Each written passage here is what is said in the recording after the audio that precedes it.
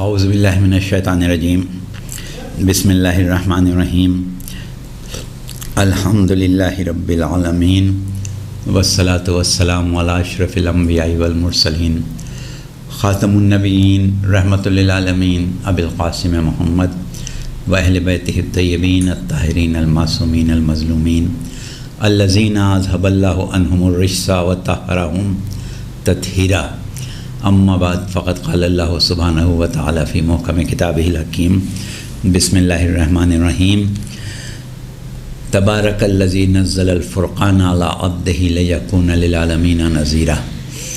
سامعین گرامی، علوم قرآن کے ذیل میں ہماری مسلسل گفتگو الحمدللہ آپ سماعت فرما رہے ہیں، اور اب آج جو ہماری گفتگو ہے وہ تھوڑی سی مختلف ہو گئی ہے۔ کل کی گفتگو آپ کے سامنے ہے، اس سے ہم کچھ آگے بڑھیں گے، لیکن اب زاویہ نظر تھوڑا تبدیل ہو جائے گا۔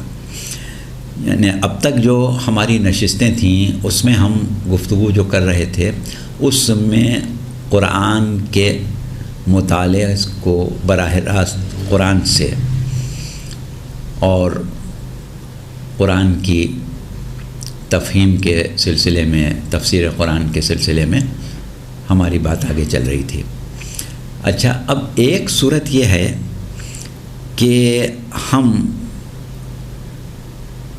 قرآن کو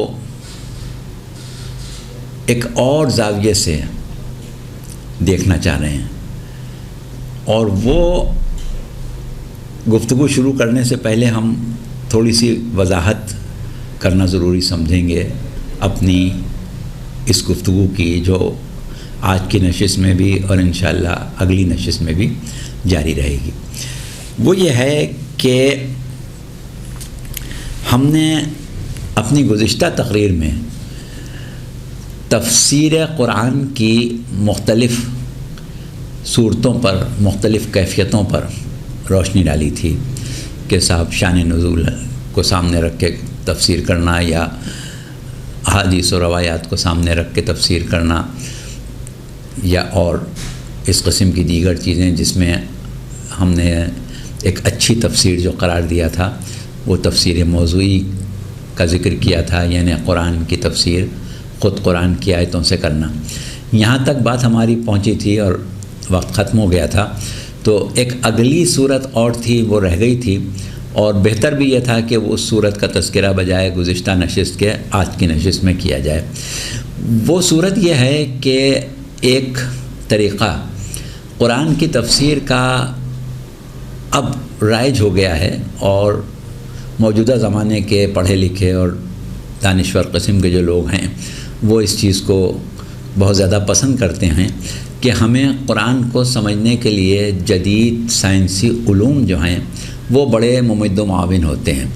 اگر ہم قرآن کی آیتوں کو پڑھیں اور اس کے بعد جو جدید دریافتیں، جدید علوم اور جدید تحقیقات ہمارے سامنے آتی ہیں ان سے ملائیں تو قرآن کی بہت اچھی تفسیر ہو جاتی ہے۔ یہ طریقہ تفسیر ایک مختلف ہے، یعنی تفسیر جو ہم نے آیتوں سے بتائی ہے، اس سے پہلے والی بتائیں، اس میں ایک اضافہ، لیکن اس میں ایک خرابی ہے، ایک قباحت ہے۔ اس میں شک نہیں کہ اپنی جگہ کوئی بری چیز نہیں ہے، بلکہ ایک لحاظ سے بہت مناسب ہے، لیکن اس میں ایک بہت بڑی خرابی ہے۔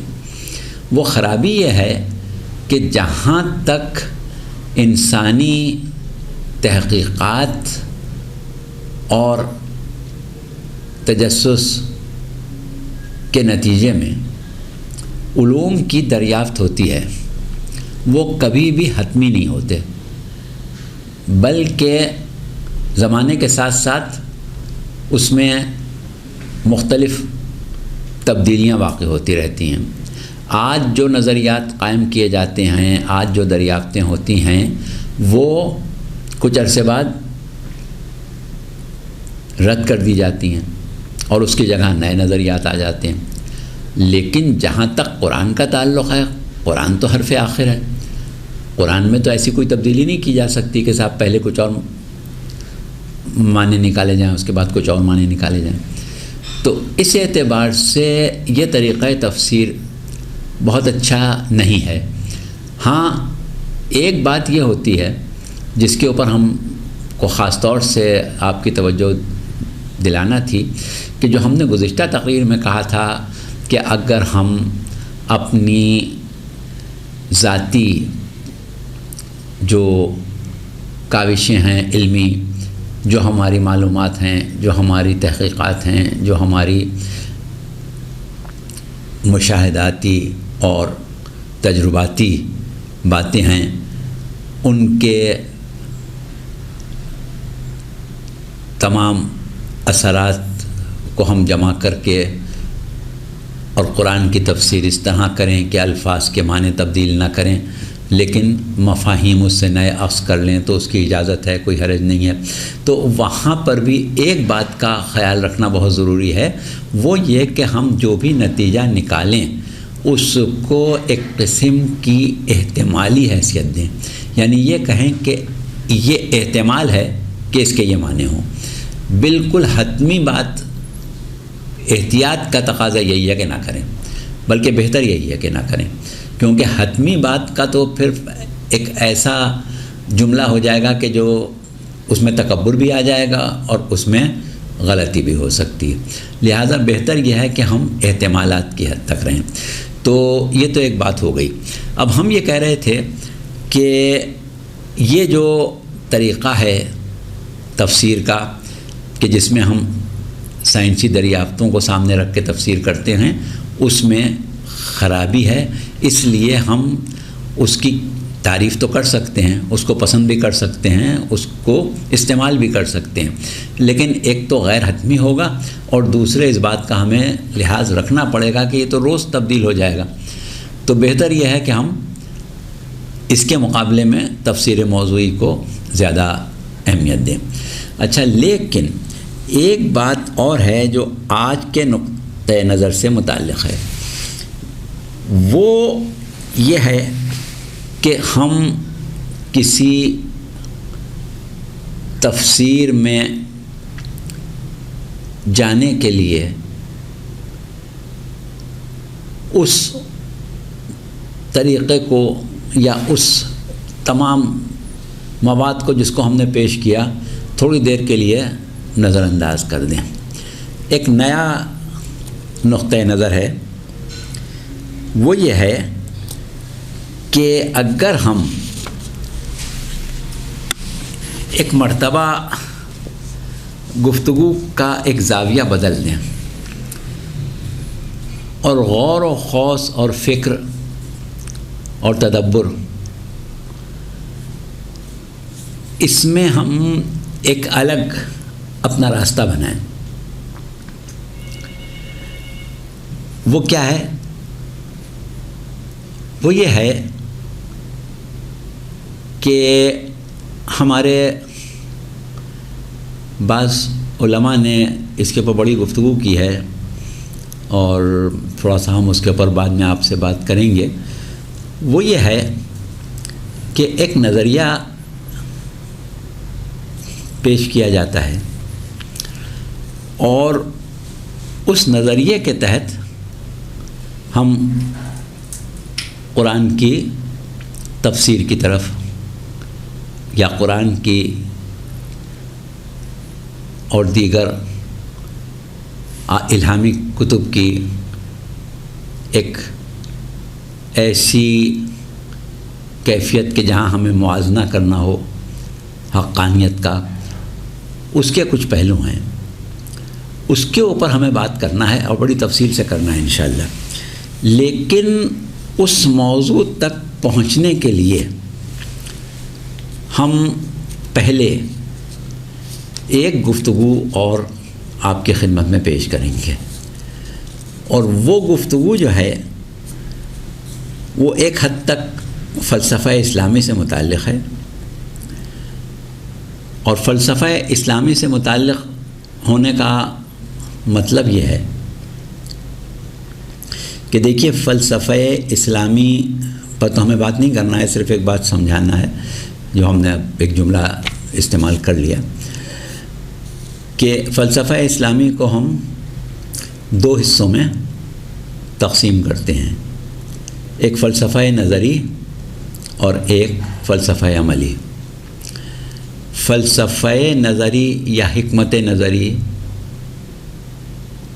کا مطلب یہ ہوتا ہے کہ انسان جو ہے وہ عالم امور کائنات بننے کی کوشش کرے، یعنی کائنات کو اس طرح سمجھے جس طرح وہ ہے، علوم کائنات حاصل کرے،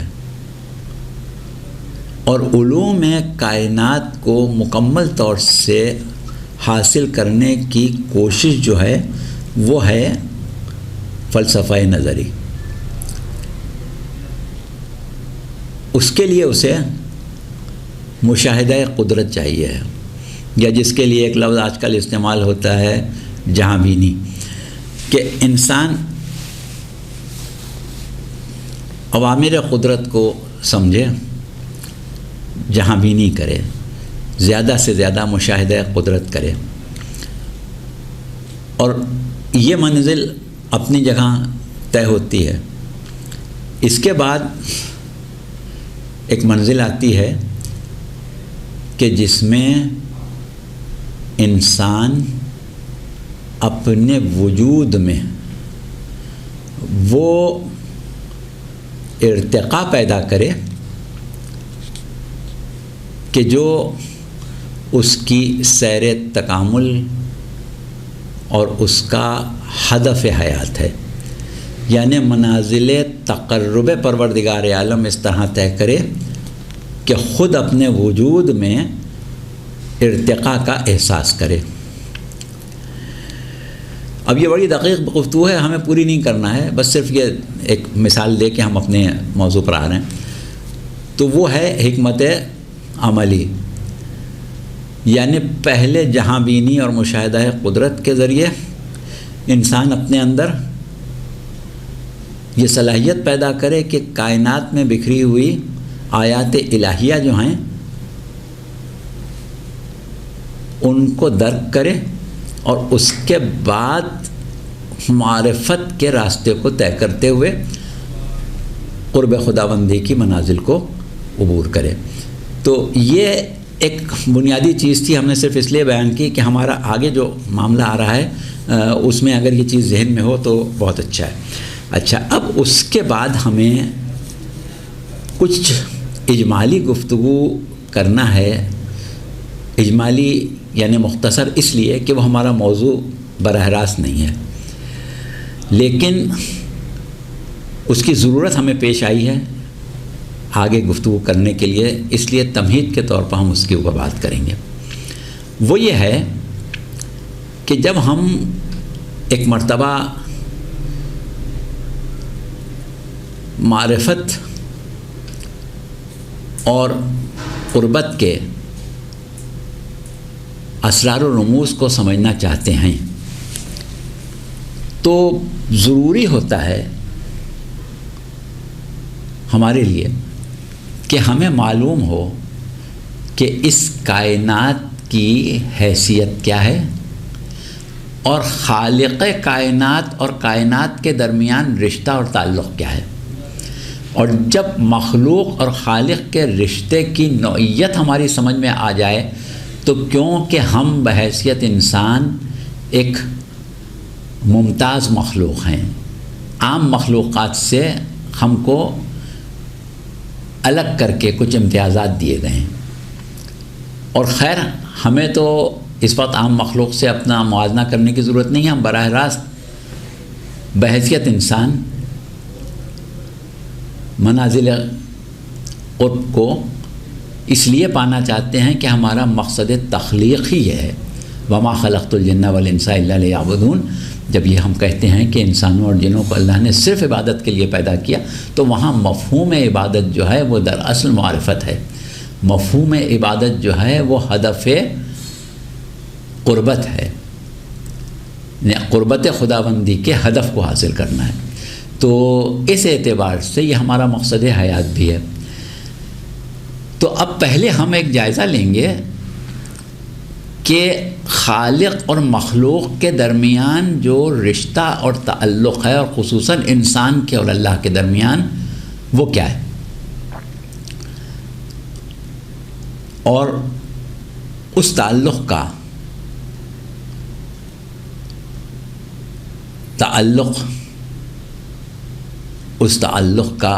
ربط ہم لے جا کے کس طرح قرآن سے جوڑ رہے ہیں۔ بس یہ ہے ہماری اس گفتگو کا پس منظر اور اس کی تمہید۔ اب اس سے ہم آگے بڑھیں گے تو بات ہوگی، لیکن اب سلسلہ یہ کہ جب ایک بات ہم نے چھیڑ دی ہے تو اس کو پورا کریں گے، تبھی ہم اپنے ہدف تک پہنچیں گے۔ تو سب سے پہلے ہم آپ کو یہ بتائیں کہ کائنات کا اور اللہ کا رشتہ کیا ہے۔ قرآن میں ہمیں اللہ نے جو رشتے کا تذکرہ کر کے بتایا ہے، یا جو قرآن کے ذریعے ہم نے رشتے کو پایا ہے کہ کائنات پر اللہ کا اور اللہ سے کائنات کا تعلق کیا ہے، تو سورہ ملک کی پہلی آیت میں ارشاد ہوا کہ تبارک الذی بیدہ الملک وہو علی کل شیء قدیر۔ برکت ہے وہ ذات کہ جس کے قبضہ قدرت میں کائنات کی حکومت ہے، یعنی کائنات کا، عالم موجودات کا اقتدار اس کے پاس ہے، وہ صاحب اقتدار ہے۔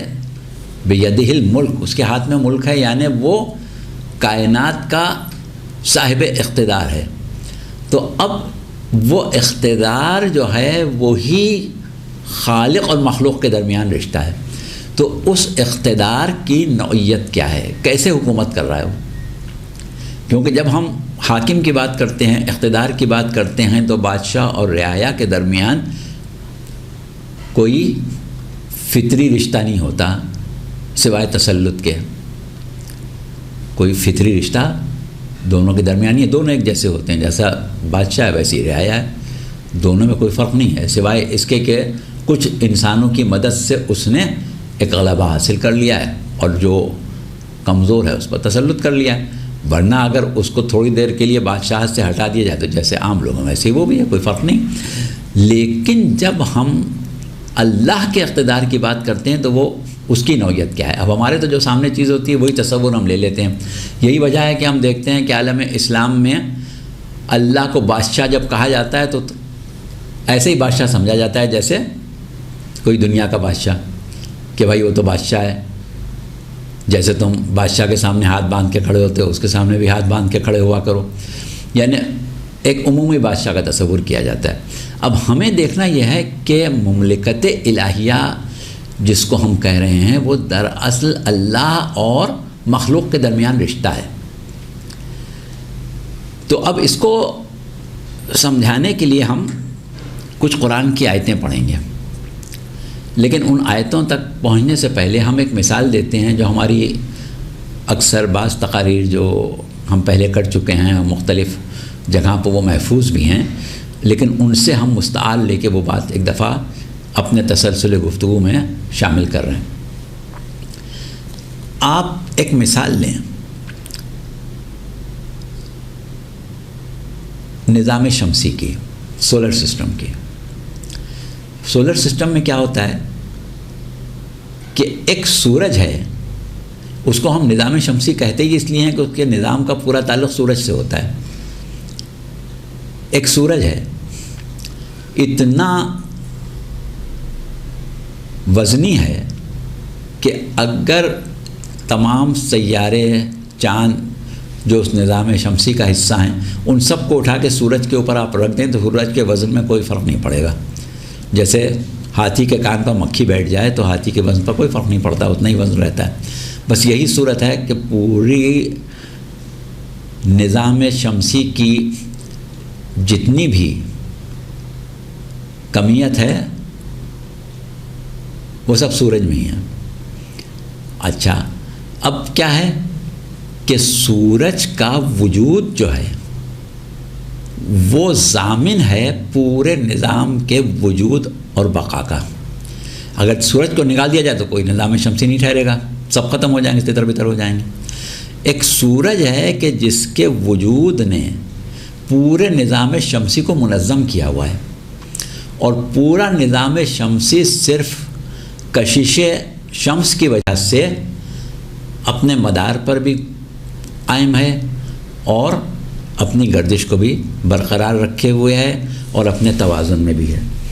پھر اس کے بعد سورج منبع نور بھی ہے، منبع توانائی بھی ہے، منبع حرارت بھی ہے، جس کی وجہ سے تمام سیارے جو اس سورج سے متعلق ہیں حیات کے حامل ہیں۔ یعنی کہیں بھی حیات اگر ہے تو سورج کے فیض سے ہے، جو سورج سے توانائی حاصل کی جا رہی ہے، جو حرارت حاصل کی جا رہی ہے، جو نور حاصل کیا جا رہا ہے، اس کی وجہ سے بقائے حیات ہے۔ اگر وہ نہ ہو، سورج کو بجھا دیا جائے تو تمام سیارے مردہ ہو جائیں۔ تو کہنے کا مقصد یہ ہے کہ اگر ہم ایک نظام شمسی کو ایک مملکت، ایک حکومت، ایک اقتدار سے تشبیہ دیں تو سورج کیا ہوگا؟ اس نظام کا صاحب اقتدار اور اس نظام کا ایک ایسا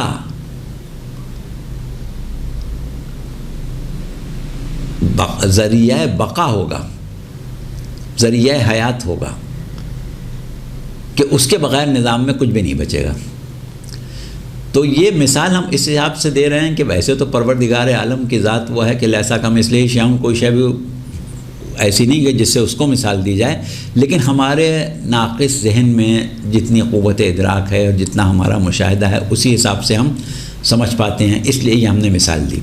اب آپ یہ سمجھ لیں کہ پورا عالم موجودات جو ہے اس میں اور خالق کائنات میں ایک ایسی ہی نسبت ہے جیسی نظام شمسی کے اجرام میں اور سورج میں نسبت ہے۔ یعنی ہر شے اس لیے قائم ہے کہ سورج ہے، ہر شے اس لیے زندہ ہے کہ سورج ہے، ہر شے اس لیے متوازن ہے کہ سورج ہے، ہر شے اس لیے فعال ہے کہ سورج ہے۔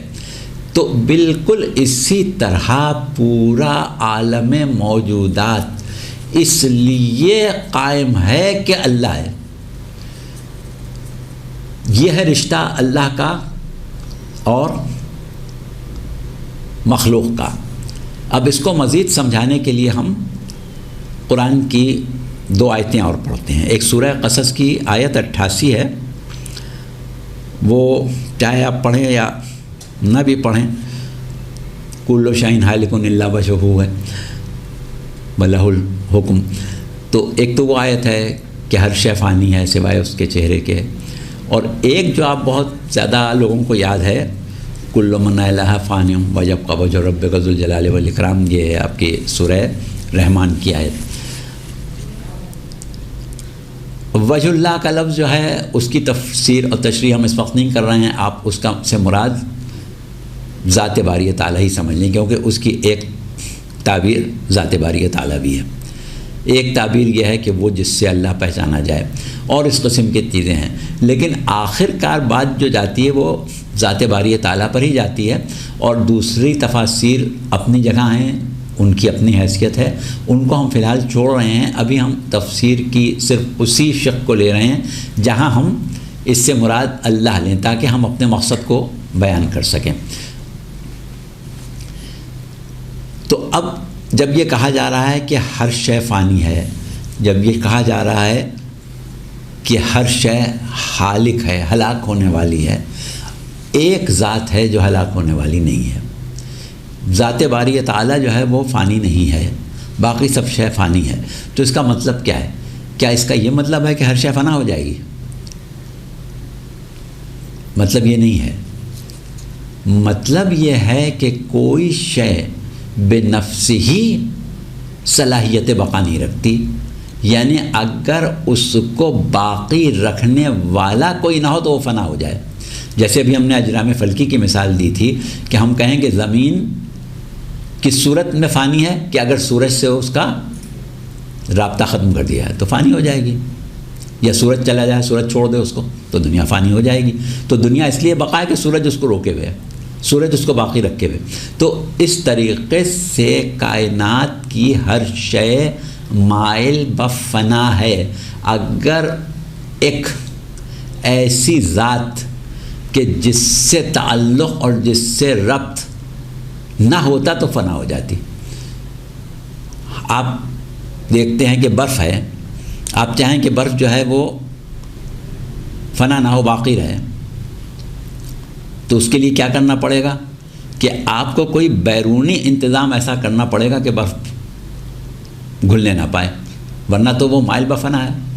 اسی طرح ہر شے مائل بفنا ہے جب تک کہ اس کی بقا کا کوئی انتظام نہ ہو.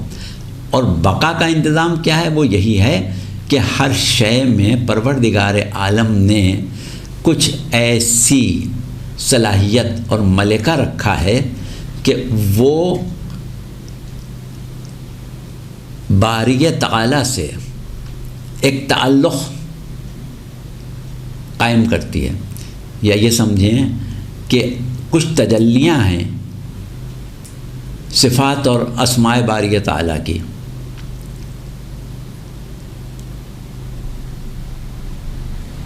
ان تجلیوں سے جتنا وجود جو ہے وہ فیضیاب ہوگا اتنا اس کے اندر ان اسماء اور ان صفات کا اثر پیدا ہوگا. اب آپ کہتے ہیں اللہ لا الہ الا هو الحی القیوم، اللہ کے سوا کوئی معبود نہیں ہے کیونکہ وہی حی ہے، وہی قیوم ہے. تو دیکھیے حیات اس کی صفت ہے. اب جس وجود میں تجلی حیات کی قبولیت کا جتنا ملکہ ہوگا اتنی ہی اس کے اندر شدت حیات ہوگی. یا یہ سمجھیے کہ اس کی قبولیت کی وجہ سے وہ زندہ ہے. اگر ایک لمحے کے لیے قبولیت تجلی حیات باری تعالیٰ کا تعلق ٹوٹ جائے تو اس کی حیات ختم ہو جائے گی. اسی طرح کوئی شے قائم نہیں رہ سکتی، اس لیے قائم ہے کہ کوئی ذات قیوم ہے. قیوم مبالغے کا صیغہ ہے قیم سے، قیم یعنی قائم رکھنے والا. تو صرف ایک ذات قائم بالذات ہے، وہ پروردگار عالم کی ذات ہے. اب اس کے اندر جو صفت قیومی کی تجلی ہے، اس قیومی کو جتنا قبول کیا جائے اتنی اس شے میں صلاحیت بقا پیدا ہو جاتی ہے. تو ہر شے اس لیے باقی ہے کہ اللہ ہے. تو اس کا مطلب کیا ہوا کہ کائنات کے اور اللہ کے درمیان رشتہ یہ ہے کہ پوری کائنات اس لیے قائم ہے، اس لیے زندہ ہے، اس لیے فعال ہے کہ اللہ سے حصول تجلیات صفات و اسماء کر رہی ہے. اگر یہ سلسلہ ٹوٹ جائے تو ختم ہو جائے گا، یعنی پھر وہ شے باقی نہیں رہے گی. ایک لمحے میں بھی، ایک لمحہ بھی اگر اس سے تعلق ختم ہو جائے تو ختم ہو جائے گی. آپ دیکھتے ہیں کہ آپ کے اندر کتنے نظام کام کر رہے ہیں. آپ کے جسم میں اعصاب کا نظام بھی کام کر رہا ہے، خون، دوران خون کا نظام جسے سرکولیٹری سسٹم آپ کہتے ہیں وہ بھی کام کر رہا ہے، ہاضمے کا نظام بھی کام کر رہا ہے، تنفس کا نظام بھی کام کر رہا ہے. تمام نظام کام کر رہے ہیں، لیکن اس میں آپ کی نیت و ارادہ شامل نہیں ہے. وہ امر ربی سے کام کر رہے ہیں، آپ اس کو قائم کیے ہوئے نہیں ہیں. تو اس طریقے سے آپ کا وجود جو ہے وہ منسلک اور وابستہ ہے ذات باری تعالیٰ سے، اور ایک لمحے کے لیے بھی اس سے منقطع ہو کے باقی نہیں رہ سکتے. یہی وجہ ہے کہ ہم دنیا میں یہ دیکھتے ہیں کہ بہت سے لوگ زندہ ہیں، بہت سے لوگ زندگی گزار رہے ہیں، لیکن ہر شخص کی حیات میں جو شدت یا انٹینسٹی ہے وہ الگ ہے۔ اس کی وجہ یہی ہے کہ جس کے اندر ملکہ قبولیت صفات باری تعالیٰ زیادہ ہے وہ زیادہ قوی حیات رکھتا ہے۔ کتنے لوگ ایسے ہیں چلتی پھرتی میتیں ہیں، کھا رہے ہیں، پی رہے ہیں، سو رہے ہیں، جاگ رہے ہیں، لیکن وہ حیات میں شدت نہیں رکھتے۔ اور جو دنیا میں حیات میں شدت رکھتا ہے وہ موت کے بعد بھی ایک قوی حیات رکھتا ہے۔ تو یہ ہمارے موضوع کا حصہ نہیں تھا، لیکن اب ہم اس کو اس لیے تھوڑا سا بیان کر رہے ہیں، انشاءاللہ اگر کبھی موقع ایسا ہوا کہ ہمیں اس موضوع پر بات کرنا ہو تو ہم کریں گے۔ یہاں اس وقت ہمارا یہ موضوع نہیں ہے، اس کو بس آپ اتنا سمجھ لیں کہ یہ ایک اجمالی بات ہو گئی ہے۔ تو اس کا مطلب یہ ہے کہ وہ جو ہم ولایت تکوینی کی بات کرتے ہیں، وہ ولایت تکوینی دراصل یہی ہے کہ جتنا جتنا باری تعالیٰ سے قرب بڑھتا ہے اتنی تجلیات اسماء و صفات اس کے اندر پیدا ہوتی ہیں، اور جتنی تجلیات اسماء و صفات پیدا ہوتی ہیں اتنا اس کا دائرہ اختیار بڑھ جاتا ہے۔ اللہ قادر مطلق ہے۔ اب جو بندہ مقام تقرب پر تجلیات قدرت کو اخذ کر سکتا ہے، جذب کر سکتا ہے، اس کے اختیارات وسیع ہو جاتے ہیں، تو اسی سے ولایت تکوینی بن جاتی ہے۔ بس آج کی حد تک اتنا چھوڑ دیں، اس سے زیادہ ہمیں بات اس کے اوپر نہیں کرنا تھی۔ تو یہاں تک تو ہماری یہ بات ہو گئی۔ اچھا، اب ہم اس کو اپنے موضوع کی طرف لے کے آتے ہیں۔ اپنے موضوع کی طرف لانے کے لیے ہم آپ کو یہ بتائیں کہ ایک نظریہ ہمارے علماء نے پیش کیا ہے، اور وہ یہ ہے کہ پوری کائنات جو ہے وہ اللہ سے متعلق ہے، اور اللہ کا عمل ہے، فعل ہے، جبکہ قرآن جو ہے وہ اللہ کا قول ہے۔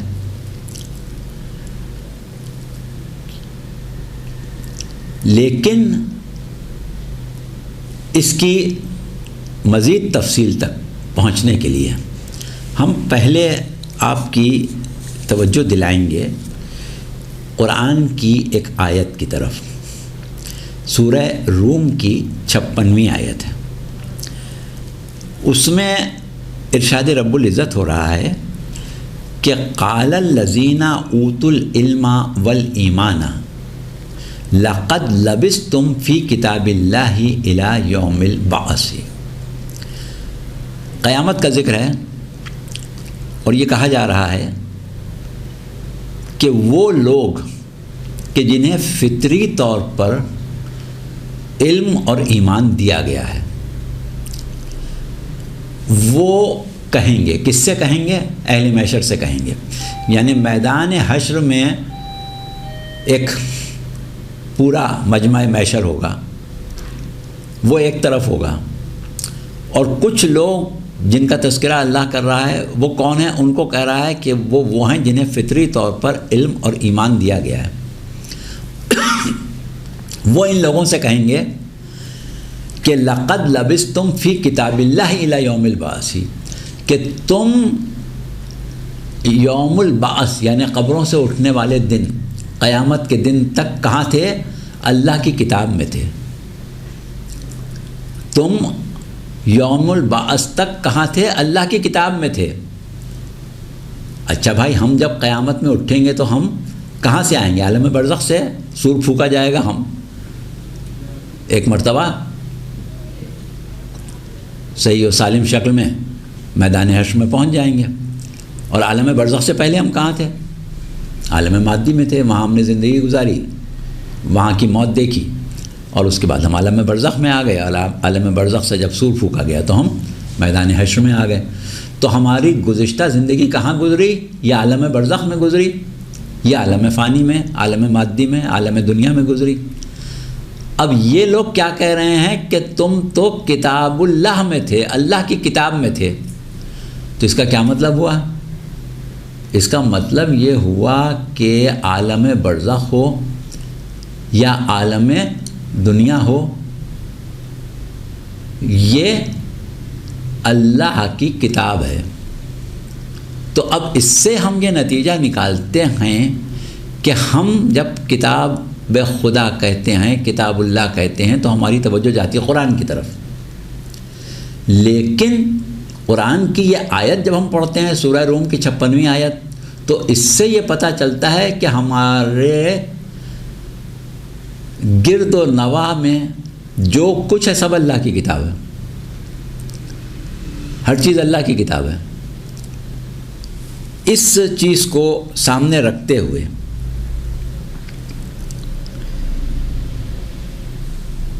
وہاں پر جو بات کی جا رہی ہے وہ کیا کی جا رہی ہے کہ تم اب تک اللہ کی کتاب میں تھے، اب کہاں ہو؟ اب تمہاری بازگشت اسی کی طرف ہے جس کی کتاب میں تم تھے.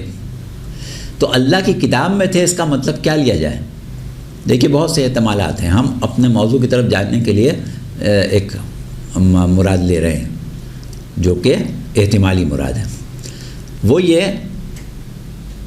کہ تم جہاں بھی تھے وہاں سے تمہارا ایک ربط، ایک تعلق اللہ سے تھا، اور وہ سب کچھ ایسا تھا جیسے گویا وہ اللہ کی کتاب ہو، اور اس کتاب میں تمہارا ایک مقام تھا. یعنی عالم حیات میں تم نے اپنا ایک مقام قائم بنایا تھا اللہ سے اپنے رشتے کی بنیاد پر. اب جو بھی رشتہ تھا، اچھا تھا برا تھا، قرب کا تھا دور کا تھا، وہ ایک الگ مسئلہ. جو تم نے رشتہ بنایا تھا، اب اس رشتے کی بنیاد پر تم مقام لقاء رب پر آئے ہو. تو وہ مقام جو تم نے بنایا تھا جب تو وہ تم کہاں تھے جو تم نے اس لیے بنایا تھا کہ تم اللہ کی کتاب میں ہی تھے، کہیں باہر نہیں تھے. یہ نہیں کہ تم آج اللہ کی بارگاہ میں پہلی مرتبہ آ گئے ہو. وہ ساری زندگی جو تم نے گزاری وہ تو اللہ کی کتاب میں ہی گزاری. وہ ایک مملکت الہیہ تھی جس کے رکن تم بھی تھے. اب تم اس کے رکن ناقصہ تھے یا رکن تامہ تھے، وہ ایک الگ مسئلہ ہے. لیکن تم ایک رکن تھے، اور اس رکن کی حیثیت سے تمہارا ایک مقام تھا بارگاہ خداوندی میں. اب اسی مقام کو تم پاؤ گے جب واپس آئے ہو. تو گویا حیات دنیا مکمل جو ہے وہ، یا حیات برزخ، یہ سب کی سب کیا ہے؟ مملکت الہیہ ہے یا کتاب الہیہ ہے. اس بنیاد کے اوپر ہم تذکرہ کر رہے تھے بعض علماء کا کہ جنہوں نے یہ کہا کہ بھائی جب قرآن خود یہ کہہ رہا ہے کہ پوری کائنات کتاب الہی ہے، تو ہم ایک بات یہ سمجھ سکے ہیں کہ کتاب کے معنی محض قول کے نہیں ہیں، محض کلام کے نہیں ہیں، بلکہ کتاب دو قسم کی ہے. ایک کتاب قولی ہے جو قرآن ہے، کلامی ہے، اور ایک کتاب وہ جو کتاب فعلی ہے، وہ پوری کائنات ہے. تو اس طرح اب ایسا ہو گیا کہ ہم یہ کیسے کہہ سکتے ہیں کہ اللہ نے ہی قرآن کو بشکل کلام، بشکل قول نازل کیا، اور اللہ ہی نے پوری کائنات کو ایک عمل کے طور پر انجام دیا. تو اب یہ ہم عقیدہ نہیں رکھ سکتے کہ اللہ کے قول اور فعل میں فرق ہو. یعنی ہم تو کسی شریف آدمی کے بارے میں نہیں سوچ سکتے کہ اس کے قول اور فعل میں فرق ہوگا. جو قول ہوگا وہ فعل ہوگا، جو فعل ہوگا وہ قول ہوگا. تو جب قول اور فعل میں فرق باری تعالیٰ کے لیے ہم تجویز نہیں کر سکتے، تو اس کا مطلب یہ ہوا کہ کائنات کے ذرے ذرے میں ہمیں وہی آیات نظر آنا چاہیے ہیں جو قرآن کی آیات ہیں. ایک ورڈ آف گاڈ ہے، ایک ورک آف گاڈ ہے، ایک قول الہی ہے، ایک فعل الہی ہے. تو دونوں میں فرق ہوئے گا نہیں. تو اب اگر ہمیں کسی بات کو سمجھنا اور تصدیق کی آخری حد تک پہنچانا ہے تو ہم کو اس کے لیے دلیل فطری چاہیے. دلیل فطری اب یہ ہم ابھی آگے چل کے سمجھائیں گے کہ دلیل فطری کیا ہے. دیکھیے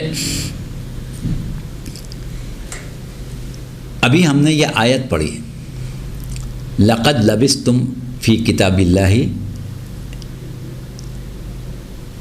الی یوم البعث، اور یہ کون کہہ رہا ہے؟ قال الذین اوتوا العلم والایمان، جن کو اللہ نے فطری طور پر علم اور ایمان عطا کیا ہے. اب ایک بات ہم اپنے موضوع سے تھوڑی دیر کے لیے ہٹ رہے ہیں، معذرت ہے اس سلسلے میں ہمیں آپ سے، لیکن کیونکہ ایک بات آ گئی تو ہم نے چاہا کہ یہ بھی سامنے آ جائے. آپ کے سامنے اکثر لوگ اعتراض کرتے ہیں کہ بھائی فلاں کا نام قرآن میں کہاں ہے، فلاں کا ذکر قرآن میں کہاں ہے. مثال کے طور پر آپ سے کہا جائے کہ صاحب حضرت علی کا نام قرآن میں کہاں ہے، امام حسین کا نام قرآن میں کہاں ہے، یا آپ امام مہدی کا اتنا ذکر کرتے ہیں ان کا نام قرآن میں کہاں ہے. تو ہم اس سے صرف ایک بات کہیں گے اور اس کے بعد اپنے موضوع پر آ جائیں گے. دیکھیے قرآن میں اللہ نے کیا کہا کہ قال الذین اوتوا العلم والایمان، وہ لوگ کہیں گے کہ جن کو اللہ نے علم اور ایمان فطری طور پر عطا کیا ہے. کچھ لوگوں کی طرف اشارہ کیا. اچھا، اسی طریقے سے سورہ آل عمران وہاں پر 7ویں آیت جس کو ہم نے ابھی گزشتہ اس میں پڑھا بھی تھا کہ وما یعلم تاویلہ الا اللہ والراسخون فی العلم، الا اللہ والراسخون فی العلم، کہ اس کی تعویل کوئی نہیں جانتا، یا اللہ جانتا ہے یا راسخون فی العلم جانتے ہیں. یہاں پر اللہ نے تعارف کرایا کچھ لوگوں کا جن کو راسخون فی العلم کہا. اسی طریقے سے سورہ آل عمران کی 18ویں آیت میں شہد اللہ انہ لا الہ الا ہوا والملائکۃ واولی العلم قائم بالقسط، بے شک اللہ نے گواہی دی کہ وہ وحدہ لا شریک ہے، اس کے تمام ملائکہ نے اور کچھ ایسے افراد نے کہ جو صاحبان علم بھی ہیں اور عدالت پر قائم ہیں. ان کے نام نہیں لیے ہیں، نہ یہاں پر میشر والوں کے نام لیے ہیں کہ جو صاحب میشر مجمع میشر سے کہیں گے، نہ یہاں نام ہے، نہ وہاں راسخون فی العلم میں نام ہے. یا سبحان اللہ عما یصفون الی عباد اللہ المخلصون، کہ اللہ پاک و منزہ ہے ان تمام چیزوں سے جو اللہ کے بارے میں اس کی توصیفات بیان کی جاتی ہیں، سوائے ان لوگوں کے جو اللہ کے مخلص بندے ہیں. تو اب آپ بتائیں کہ کیا آپ کے پاس کوئی حتمی فہرست ہے کہ یہ اولو العلم قائم بالقسط کون ہیں، یا یہ اوت العلم والایمان کون ہیں، یہ راسخون فی العلم کون ہیں، یہ عبادی الصالحون کون ہیں؟ اگر کوئی لسٹ ہو ایسی کہ جس کو پیش کر کے آپ کہیں کہ اس میں فلاں کا نام ہے فلاں کا نام نہیں ہے، تو آپ کسی کے بارے میں کہہ سکتے ہیں کہ اس کا ذکر کہاں ہے. لیکن جب آپ کو نہیں معلوم کہ اس میں کون کون لوگ شامل ہیں تو آپ کو یہ حق ہی نہیں ہے کہنے کا کہ فلاں کا ذکر کہاں ہے. تو بہرحال یہ ایک چھوٹی سی بات بیچ میں آ گئی تو ہم نے کہہ دی. اب ہم آ رہے ہیں اپنے مقصد کی طرف. یہ بات اور ہے کہ اگر آپ کسی کا نام لے بھی لیں اور کہیں صاحب فلاں صاحب راسخون فی العلم میں شامل ہیں، فلاں صاحب اوت العلم والایمان میں شامل ہیں، تو پھر آپ کو یہ ثابت کرنا پڑے گا کہ روز حشر وہ مجمع محشر میں نہیں ہوں گے، بلکہ مجمع محشر سے باہر ہوں گے، اور مجمع محشر ایک طرف ہوگا ایک طرف وہ ہوں گے. ایسا کسی کو ثابت کرنا بہت مشکل ہے. چلیے خیر، اس بات کو ختم کریں، اب ہم آگے چلتے ہیں. تو اب ہمارا اگلا نقطہ یہ ہے کہ عالم دنیا ہو یا عالم برزخ ہو، یہ سب کتاب خدا میں ہیں. تو اب جو ہم اس وقت اس سے پہلے گفتگو کر رہے تھے معلمان قرآن کی، معلمان کتاب کی، یعلمہم الکتاب والحکمہ، یا من عنده علم الکتاب، یا من عنده علم من الکتاب، یا بلا رتب ولا یابس الا فی کتاب مبین، ذالک الکتاب لا ریب فیہ ھدی للمتقین۔ تو وہاں پر اب تک ہم نے اپنی گفتگو میں کتاب سے مراد قرآن لیا، لیکن اب جب ہمارے سامنے ایک اور وسیع مفہوم آ گیا تو جس کو ہم عالم علم کتاب کہیں اس کو عالم علوم کائنات ہونا چاہیے، بلکہ عالم برزخ کا بھی۔ اور پھر ایک بات اور ہے کہ وہاں جہاں آیت میں کہا جا رہا ہے کہ وہ لوگ کہ جو کتاب کا، وہ لوگ کہ جو جن کو علم اور ایمان دیا گیا ہے، یا وہ شخص کہ جو معلم کتاب ہے، تو اب کتاب کا معلم جو ہوگا تو پھر وہ تو پوری کائنات کے علوم کا معلم ہو جائے گا۔ اور جب ہم کہیں گے بلا رتب ولا یابس الا فی کتاب مبین، تو خود بخود کتاب میں پوری کائنات آ جائے گی۔ تو اس طریقے سے اب یہ مفہوم جو ہے وہ خود بخود وسیع سے وسیع ہوتا چلا جائے گا۔ تو یہاں تک ہم نے بات کر لی، اور اب ہماری گفتگو جو ہے وہ ایسے مقام پر پہنچ گئی کہ ہمارا وقت جو ہے وہ مکمل ہو گیا ہے۔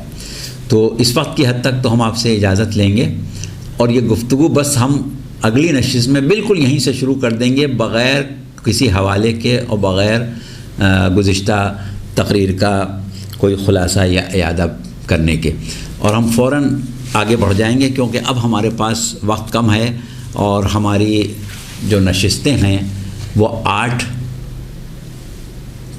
ہو چکی ہیں۔ اب ہمیں صرف 2 نشستیں اور مل رہی ہیں جس میں ہمیں آپ سے اپنی گفتگو کو مزید آگے بڑھانا ہے۔ تو فی الحال ہمیں اجازت دیں، فی امان اللہ، اور انشاءاللہ اگلی نشست میں ہم اس سے آگے بات کریں۔